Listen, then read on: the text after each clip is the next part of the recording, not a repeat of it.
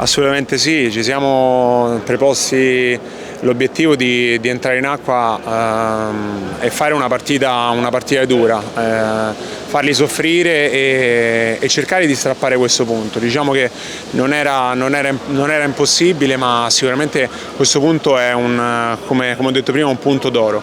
Affrontiamo dei grandi campioni, noi siamo una squadra che è in grande crescita. Ma comunque non è da sottolineare che abbiamo avuto un periodo comunque altalenante. Comunque ci siamo allenati un mese e mezzo in un'altra piscina, quindi abbiamo avuto delle difficoltà che a questo punto ci fa ben sperare, quindi affronteremo sicuramente la partita di sabato, spero e anzi sono sicuro con questa grinta, perché è quella che ci vuole per vincere le partite, ecco.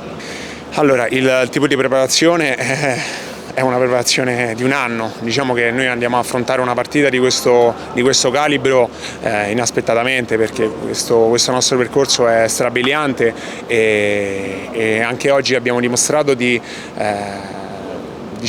essere estasiati anche da questo fantastico punto. Quindi noi affrontiamo questa partita preparata nel minimo dettaglio, già ne stiamo parlando, ne stiamo discutendo e stiamo provando giocatore per giocatore, stiamo cercando comunque di impostare la partita nel miglior modo possibile. Stiamo lavorando tanto, ci crediamo tanto e arrivati fin qua bisogna soltanto giocare. Quindi, sicuramente è un palazzetto molto capiente e diciamo che sorrido soltanto al pensiero.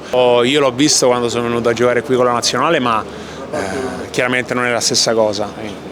Sono contento e spero di trovare veramente tantissime persone, perché ci serve, è quell'1% quanto basta per quel dettaglio in più che fa la differenza.